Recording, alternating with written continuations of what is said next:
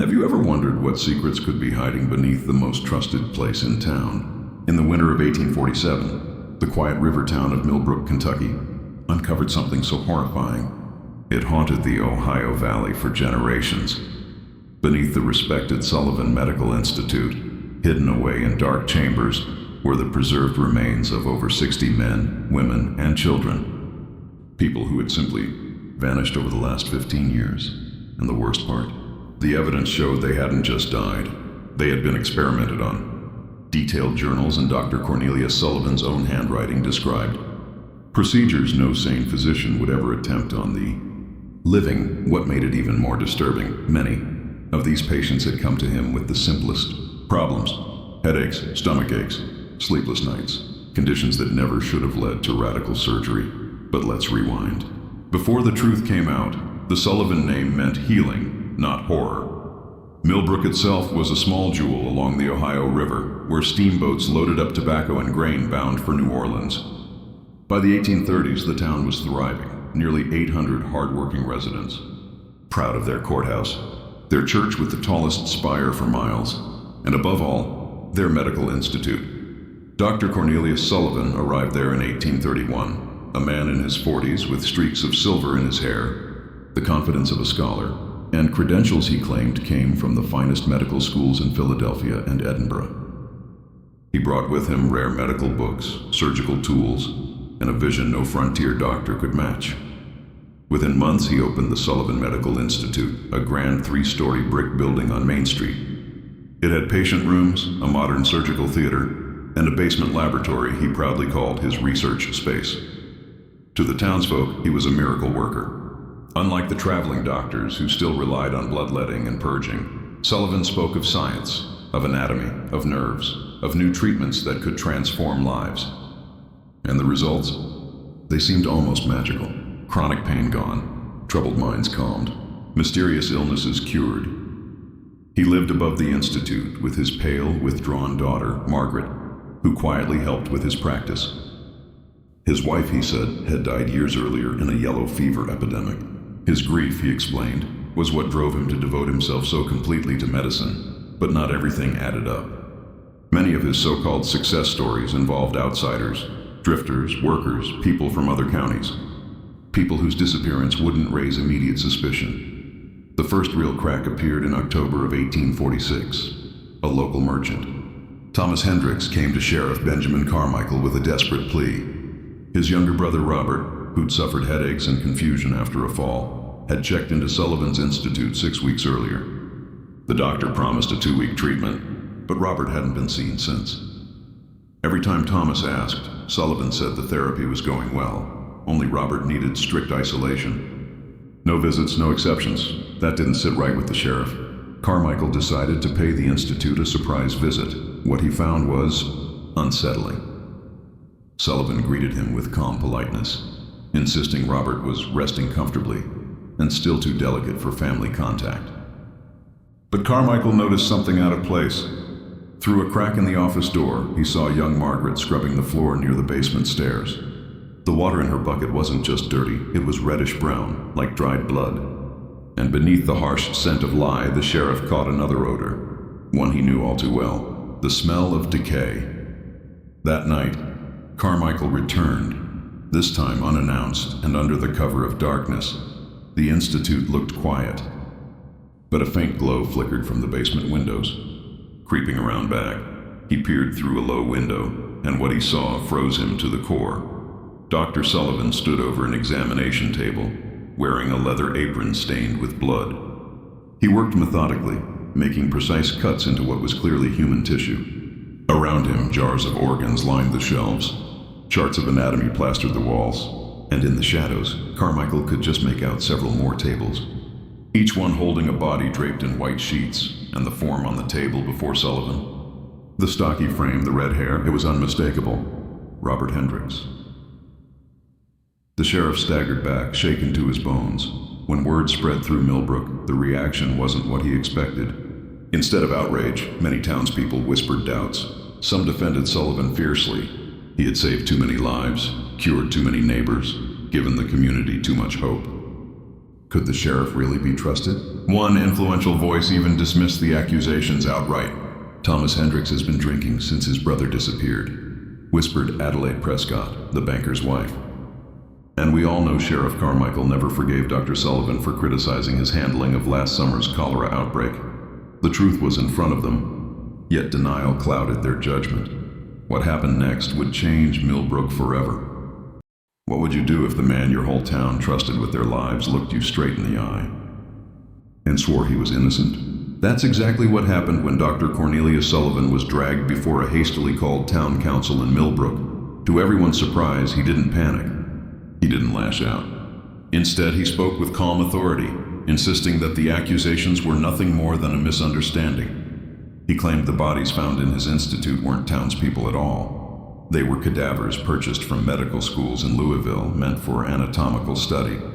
And as for Robert Hendricks, Sullivan said Robert had died of a brain fever despite his best efforts. The body had been preserved while he waited to notify the family. He admitted he delayed the news, hoping to discover some last-minute medical breakthrough that might help others. "Gentlemen," he told them, voice low and heavy with what sounded like grief, "I know how disturbing this must look to those unfamiliar with modern medicine. But every procedure I've ever done was for one purpose: advancing our knowledge, helping those conventional doctors gave up on." And here's the chilling part. Many in Millbrook believed him. The council voted to let him continue practicing, though under stricter oversight. He'd have to keep detailed records and open his work to review. For the townsfolk, it was a relief. They wanted their miracle doctor to be innocent, but not Sheriff Carmichael. He'd seen too much with his own eyes, and Robert Hendricks's death became the spark that lit his personal investigation. What he found was staggering. From 1832 to 1846, 37 patients had been admitted to Sullivan's Institute for extended treatment. Only 14 ever came home. 23 were said to have died under his care. Think about that. More than half. And the ones who didn't make it? Most weren't locals. They were drifters, laborers, or patients from faraway towns. People whose families couldn't easily check on them. Death notices went out by letter, and grieving relatives rarely questioned the details. Carmichael dug deeper. He found records of Sullivan ordering surgical tools and anatomy books from Louisville, Cincinnati, even Baltimore. The kind of equipment no small-town doctor should ever need. His financial accounts showed regular payments to shadowy suppliers listed only as research, materials and specimens, and then there were the ads. Yes, Dr. Sullivan had been running newspaper advertisements across Kentucky and Indiana, targeting desperate families. He promised revolutionary treatments for chronic pain, mental illness, and nervous disorders. The ads invited patients to stay for extended residential therapy in his state-of-the-art institute, and tragically, families believed him. As winter closed in, more and more came to Sheriff Carmichael with eerily similar stories. A son, a daughter, a brother who had left for Millbrook in search of hope and never came back. Samuel Turner, a riverboat captain from Madison, Indiana, told him about his 19-year-old son, David. Grief-stricken after losing his fiancée, David sought Sullivan's help in August of 1845. He sent one letter, supposedly dictated through the doctor, saying treatment was going well. Then nothing. Turner traveled to Millbrook 3 times. Each time, Sullivan reassured him. David was improving, but not ready for visits. The doctor even produced letters in David's handwriting. But to Turner, they looked off. When he demanded answers, Sullivan said David had been transferred to a special hospital in Louisville. Turner checked every asylum in the city. No one had ever heard of his son. Then there was Mrs. Dawson from Bardstown. She sent her teenage daughter, Catherine, to Sullivan in 1844, hoping to cure her fainting spells and headaches after a traumatic accident. Catherine wrote twice, letters full of strange enthusiasm, saying she was getting better, that Sullivan was even teaching her anatomy, maybe preparing her to assist him. Mrs. Dawson's eyes filled with tears when she told Carmichael, "My Catherine fainted at the sight of blood. She could never have assisted in surgeries." And the stories kept coming. Always the same pattern. A hopeful patient leaves home, a couple of reassuring letters, then silence, and finally, a vague explanation. Death or transfer to a facility no one could find. That's when Carmichael understood the truth. Dr. Sullivan had built the perfect system for acquiring patients. He targeted the desperate, the distant, the forgotten, people whose families wouldn't question too much, or wouldn't be able to verify what really happened behind those brick walls. But even more disturbing, Carmichael suspected what he'd already uncovered was only scratching the surface. The Institute was massive, with entire wings the public never entered. And Margaret, Sullivan's pale and silent daughter, clearly knew far more than she let on. Whatever was happening in that basement, Carmichael realized it was bigger, darker, and more organized than anyone dared imagine. And what he would uncover next would terrify even him. What would you do if you walked into a trusted doctor's institute and discovered it wasn't a hospital at all, but something closer to a prison of horrors? That's exactly what Sheriff Carmichael found on a bitter February night in 1847. This time he wasn't going in alone. He brought along his deputy, James Whitfield, and Dr. Augustus Brennan, a retired Army surgeon who had quietly voiced his suspicions about Sullivan's strange methods. The three men approached the Institute just past midnight. The building looked dark and silent, except for that familiar, eerie glow leaking from the basement windows. Using a key from the original contractor, they slipped in through a back service door. Instantly, the air told them something was wrong. A sharp stench of formaldehyde mixed with something rotten, organic. The wooden floors bore dark stains, scrubbed but never fully gone. And then sounds. Metallic scraping, glass clinking, low voices carrying up from the basement. Dr. Brennan checked the first-floor patient rooms, and what he found chilled him. These weren't treatment rooms. They were cells, iron manacles bolted to the walls, windows sealed with bars, beds fitted with heavy leather straps. These aren't for healing, Brennan whispered.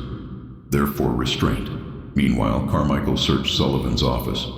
Behind a locked cabinet, he uncovered a horrifying collection of patient files. Each one went far beyond medical notes. They contained sketches of organs, diagrams of bone structures, and step-by-step records of experimental procedures.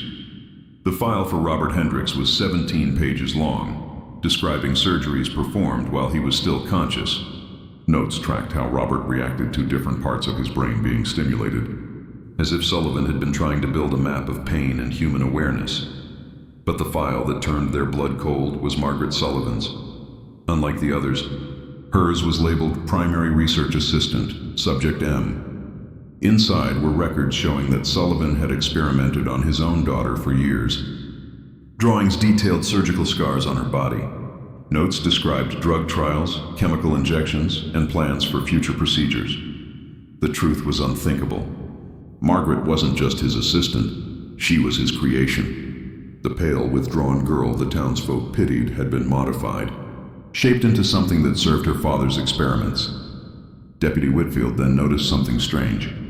A bookshelf in Sullivan's office wasn't fixed to the wall. Behind it, a hidden staircase descended into darkness. The men crept down, each step pulling them deeper into the nightmare. The stench grew heavier, the sounds louder, and when they reached the basement, what they saw exceeded their worst fears. The laboratory stretched across the entire basement, split into chambers like a maze. The main surgical suite had 4 tables, each outfitted with restraints, surrounded by glass cases filled with preserved organs. Anatomical charts covered the walls, human bodies drawn, sectioned, labeled, studied.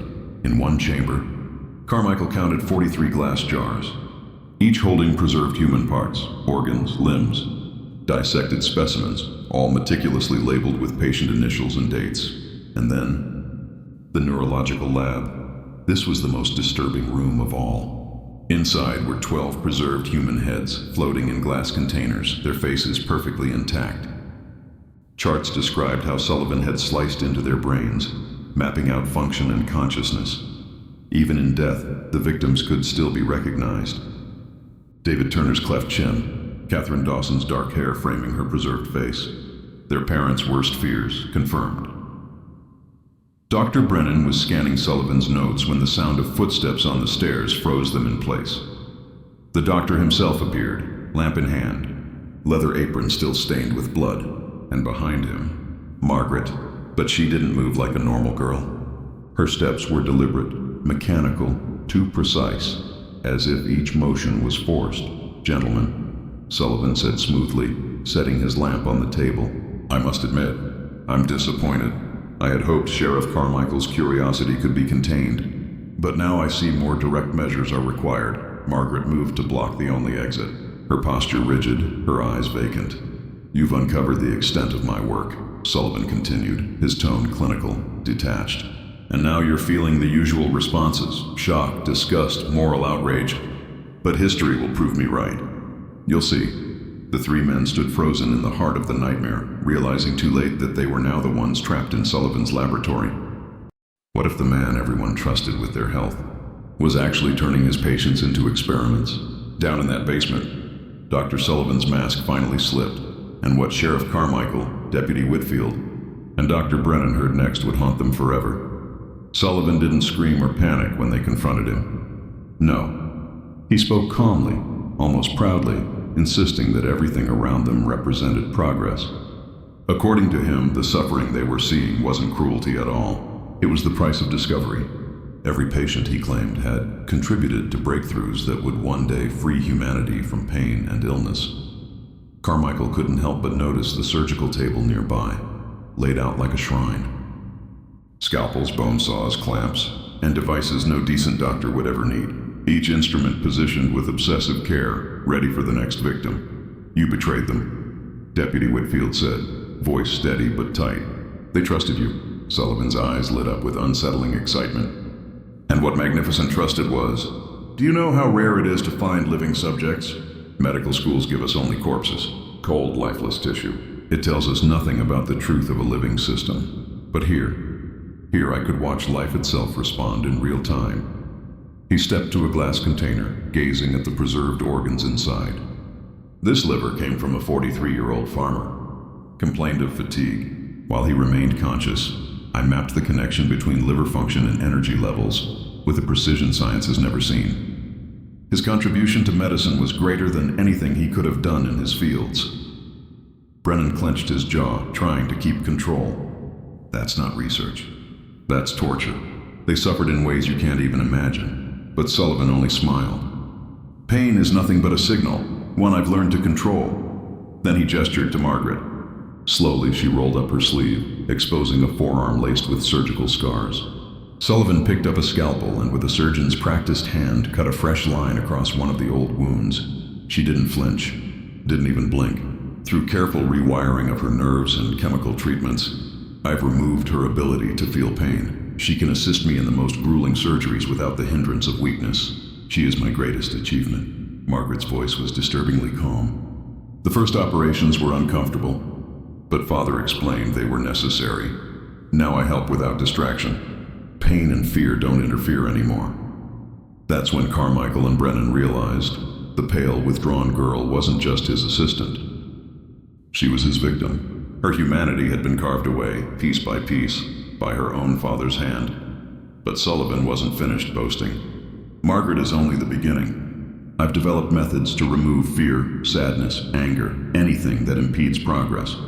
Imagine physicians, soldiers, even leaders stripped of weakness. Pure functionality, pure focus."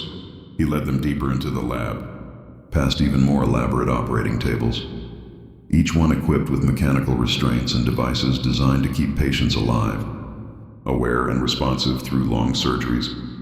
Flipping open his journal, Sullivan casually recalled another case, David Turner, the young man who had struggled with melancholia.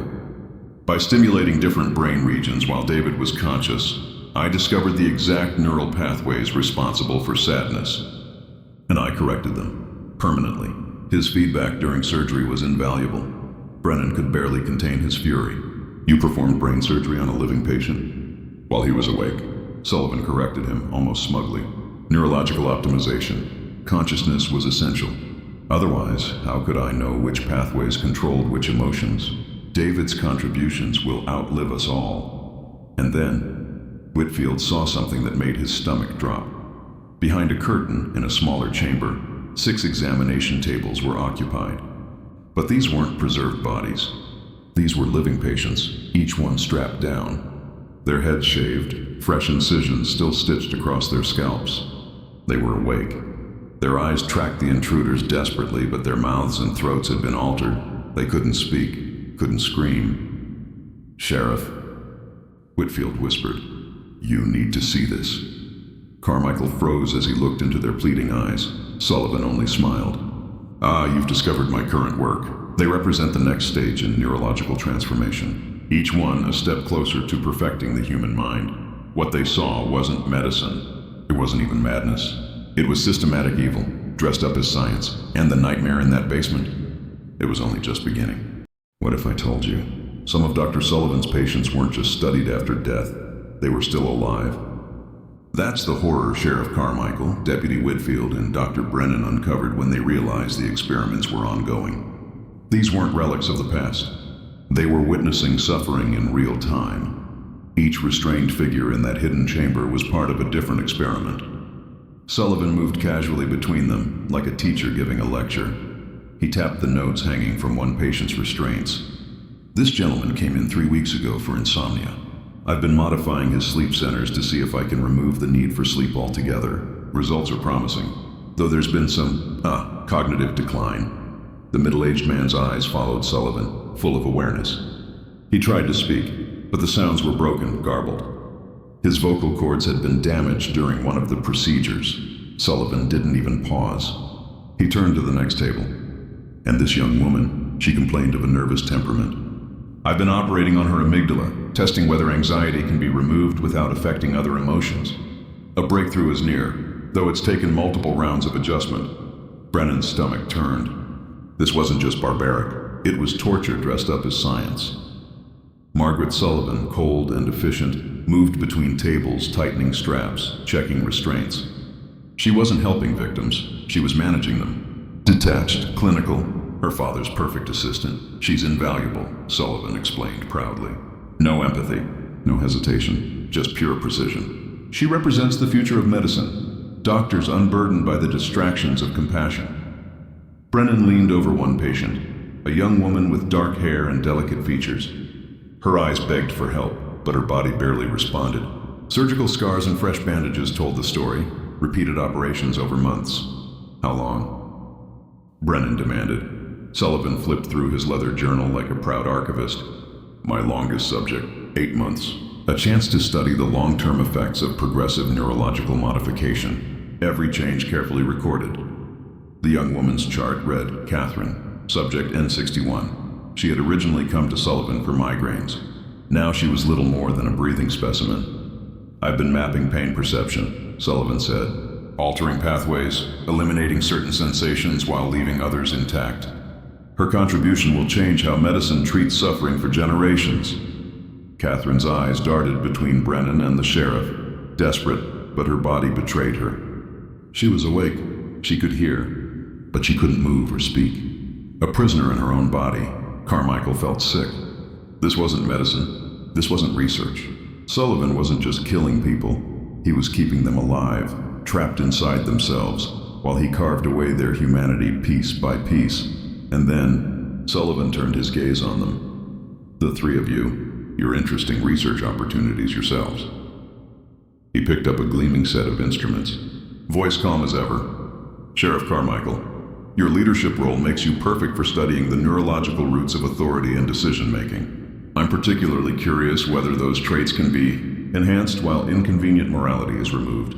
He shifted toward Deputy Whitfield.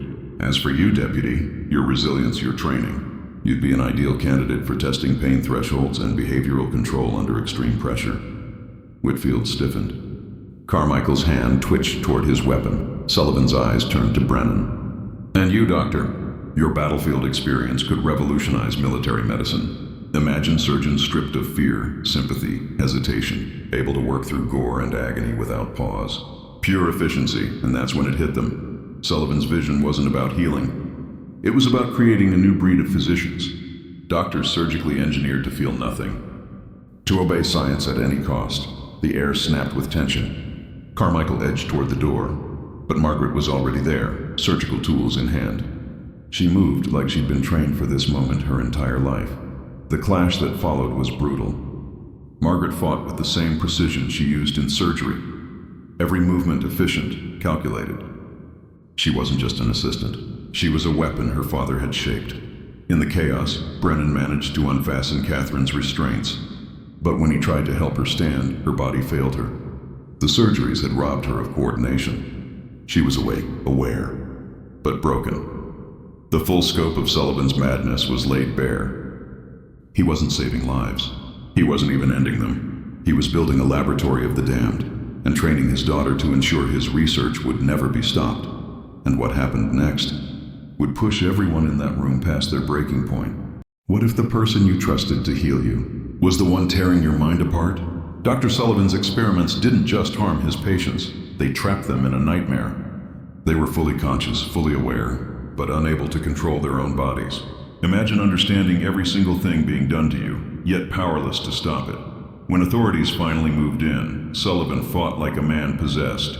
Even as deputies pinned him down, he shouted that his work was 15 years of groundbreaking research, and that small minds would never understand. He claimed future doctors would thank him, while his victims lay broken in the next room, and then came his daughter, Margaret. She needed her own restraints. But unlike most victims, she didn't cry, she didn't scream, she didn't even show fear. Calmly, almost coldly, she began planning how she could continue her father's work from memory. Sullivan had stripped her of normal emotions, but left her intellect untouched. That's when investigators realized the true horror. His experiments had actually worked. The Sullivan Medical Institute was unlike anything law enforcement had ever seen. Local police, federal marshals, state officials, even top neurologists were called in. Dr. Marcus Fitzgerald of the University of Louisville spent weeks poring over Sullivan's notes. His conclusion? The procedures weren't just advanced. They were systematic explorations of the human brain carried out with zero concern for human life. The numbers were staggering. 89 victims, aged 14 to 67, pulled in from across Kentucky, Indiana, Ohio, Tennessee, even Virginia and Illinois. Sullivan had lured them in with ads that promised miracle cures. He sent letters to families pretending to be the patients, discouraging visits. And when patients died, he had chillingly organized methods for disposing of their bodies. This wasn't madness. It was cold, calculated, and terrifyingly organized. Of the 6 patients found alive inside the institute, only 3 survived long enough to tell their stories. Their testimonies would forever haunt investigators. Catherine Morrison, a young woman who had come seeking relief from migraines, survived just 6 weeks after rescue. In her final days, she left heartbreaking notes describing conscious brain surgeries that lasted for months. "He cut into my head while I was awake," she wrote. "When I cried, he said emotions were getting in the way of science." Imagine living like that, awake, restrained, and used as a human experiment. Then there was Thomas Beckwith, a 34-year-old miller. He went in for chronic back pain and came out permanently damaged. Sullivan promised to end his pain forever. Instead, he systematically destroyed his nervous system, testing one theory after another. Each surgery was supposed to be the last, Beckwith wrote. But there was always something new he wanted to try. And finally, Elizabeth Harden, just 17 years old. Her parents thought they were helping her overcome melancholic episodes. Instead, she became one of Sullivan's most disturbing projects. He explained to her that sadness, fear, even anxiety, were just malfunctions of the brain, and he believed surgery could erase them completely. Elizabeth later testified that he often preferred experimenting on younger patients because their brains could survive procedures that would kill adults. 17 years of records revealed Sullivan's descent from innovative physician to scientific sadist. Each success pushed him deeper into cruelty. Each patient became another test subject in his obsession to control the human mind. And in the end, the so-called doctor didn't create medical miracles. He created suffering on a scale almost too disturbing to imagine. But the evidence his victims left behind, their words, their courage, ensured the truth would never be forgotten. What happens when a scientist's own child becomes his greatest experiment? Margaret Sullivan was unlike any other victim investigators had ever seen. Years of surgeries had changed her so completely that doctors couldn't even explain what she had become. Dr. Marcus Fitzgerald, a top neurologist, studied her case and admitted, "Margaret represented the most extreme example of long-term neurological modification ever recorded. Her father had started experimenting on her when she was just 8 years old. He stripped away her emotions, one procedure at a time. Pain, fear, sympathy, guilt, all gone. But her intellect? Still sharp. Her memory? Perfect. The result was terrifying. A person who could think, plan, and act, without the emotional compass that makes us human. And when she testified in court, she described years of horrific procedures with an eerie calm. "Father began altering my responses when I was a child," she explained in a flat clinical tone. "The first surgeries removed pain and anxiety to improve my ability as his research assistant. Later ones eliminated sympathy and moral hesitation. Margaret admitted she had helped her father tie down patients. She monitored their vital signs during experiments. She even disposed of bodies. To her, these weren't crimes. They were simply routine aspects of medical research." Imagine hearing that in a courtroom, spoken without a trace of guilt. The trial itself dragged on for 8 months, as prosecutors tried to put words to crimes the legal system had barely conceived of. How do you prosecute medical research that was, in reality, slow-motion torture and murder? Sullivan's attorney argued he wasn't a killer at all, just a man driven by misguided scientific ambition. But the evidence told a darker story. Sullivan showed no remorse. In fact, he treated the courtroom like a lecture hall, explaining his methods as if teaching a class. He told the jury that his patients' suffering was justified because their sacrifices had advanced human knowledge. "Future generations will thank me," he declared, as if that excused 87 deaths. In the end, the jury saw through him. Sullivan was convicted on 87 counts of first-degree murder, one of the largest serial murder convictions in American history. He was sentenced to death, but even behind bars, Sullivan refused to let go of his work. In the months before his execution, he filled over 400 handwritten pages with memoirs, detailed records of his experiments, financial dealings, even correspondence with suppliers across Louisville, Cincinnati, Baltimore, and New York. His notes proved his operation wasn't just one man in a lab coat. It had a network. Suppliers had provided him with chemicals and equipment far too specialized for a small-town doctor, raising chilling questions. Did they know what he was doing? And then came an even more disturbing revelation. Sullivan had been writing to other physicians across the country, sharing results while concealing his brutal methods. Some letters hinted that others were conducting similar experiments. Investigators expanded their search, and what they found shocked them. Dr. Edmund Forrester of Nashville, one of Sullivan's correspondents, was discovered with preserved organs and surgical notes suggesting live experiments. Dr. William Chandler of Lexington had unusually high patient death rates linked to his practice. He died before charges could be filed. And Dr. Harrison Blackstone of Louisville ran a private hospital, taking in patients for mental disorders while secretly performing neurological experiments of his own. Suddenly, Sullivan's crimes didn't look like the work of a lone mad doctor. They looked like part of something larger, a hidden culture of medical experimentation happening behind closed doors. And that's perhaps the most terrifying part. If Sullivan wasn't alone, how many others were out there? What if I told you Dr. Sullivan wasn't the only one? When investigators dug deeper, they uncovered Dr. Harrison Blackstone's private hospital. At first glance, it looked legitimate. Families got regular updates about their loved ones. Mortality rates, nothing alarming. But when authorities examined his records, a darker picture emerged. Patients weren't being treated. They were being tested. Multiple surgeries, back to back, not to heal them, but to chase theories. Blackstone had hidden his crimes under a polished facade, but his methods mirrored Sullivan's almost exactly. And that's when the truth sank in. Sullivan's horrific experiments weren't isolated. He was part of something bigger, a shadow network of physicians abusing their medical authority for human experimentation. How far this network reached, authorities never fully figured it out. As for Margaret Sullivan, the doctor's own daughter, her life became a tragedy all its own. She was sent to the Kentucky State Hospital for the Insane, where doctors spent years trying to unravel the damage her father had done. Dr. Samuel Patterson, the hospital's director, admitted her case was unlike anything medicine had ever seen. She could think, reason, and remember perfectly, but she had no moral compass. No empathy, no guilt. Margaret could describe unspeakable procedures with cold precision, never recognizing they were crimes. She lived until 1903, never regaining normal emotions, but occasionally offering researchers insights into brain function. Her very existence became both a chilling warning and a strange contribution to early neuroscience. The Sullivan Medical Institute itself didn't survive long. In 1847, fire consumed the building, but this wasn't a normal blaze. The chemicals Sullivan had stockpiled burned with unnatural colors, producing toxic smoke so dangerous the entire town had to evacuate. Even after the fire, the ground was poisoned.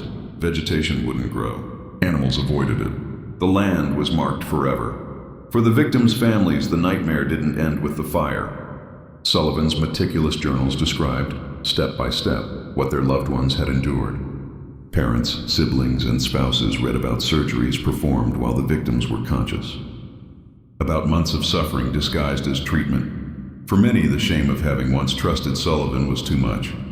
Families left town rather than face the daily reminder of their loss. But one man refused to stay silent. Samuel Turner, a riverboat captain who lost his son David, became a fierce advocate for reform. He testified before the Kentucky legislature, demanding laws to protect patients from medical predators. His words struck deep. My son trusted Dr. Sullivan because the community trusted him. We cannot allow this trust to go unchecked again. His fight and the outrage of grieving families forced change.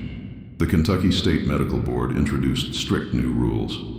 Every experimental procedure had to be reviewed and approved, every patient death reported. These laws spread to other states and eventually shaped the foundation of modern medical ethics. But Sullivan's legacy wasn't entirely erased. For over a century, the state kept his detailed notes locked away, fearing that public release might inspire others to copy his crimes. Meanwhile, the town of Millbrook, once home to the Institute, withered. Businesses closed. Families moved away. By 1860, the population had dropped below 200. Main Street stood almost deserted. The Institute's lot remained cursed ground. Dead soil, discolored earth, whispers of strange smells and sounds. Locals avoided it, spinning legends of ghosts and curses. But beneath the folklore lay a grim truth. Sullivan's case showed how authority, blind trust, and isolation can create the perfect storm for unchecked evil. And maybe the most haunting question of all is this. If Sullivan wasn't alone, how many others got away with it? What if I told you one doctor's reputation was enough to hide nearly 20 years of crimes? That's the terrifying truth behind the case of Dr. Sullivan. He took advantage of desperate families searching for hope. The slow communication of the 1840s and the complete lack of medical oversight. And because he wore the mask of respectability, his crimes went unnoticed for almost 2 decades. Think about it. Who would dare question a respected physician? Families were terrified of sounding foolish or ungrateful if they raised concerns about loved ones who had mysteriously vanished. Sullivan's polished reputation made him untouchable. Today, historians look back on his case as a chilling example of what happens when there's no accountability in medicine. Out of his crimes came some of the very foundations of modern ethics: informed consent, medical review boards, and strict rules around human research. But Sullivan's story didn't just change medicine. It also shaped early criminology. During his trial, psychologists studied his mindset, how someone who appeared calm, professional, even normal, could carry out systematic cruelty without guilt. He became a case study in how authority can mask pure evil. And here's the disturbing part. Was Sullivan really acting alone? Evidence suggests he may have been connected to a wider network of doctors, all experimenting behind closed doors. If that's true, how many others escaped detection? How many victims were never uncovered? It makes you wonder, was everything truly revealed? Or are there still hidden chapters of this story buried in forgotten records? This case is a haunting reminder that credentials and community trust don't always equal morality. Without oversight, authority can become the perfect cover for exploitation. So, what do you think? Was Sullivan just one twisted doctor or part of something much bigger? Drop your theories in the comments. I'd love to hear what you believe. And if dark historical mysteries like this send chills down your spine, don't forget to like, share, and subscribe. Hit the bell so you never miss the next story. Because trust me, you don't want to miss what's coming next.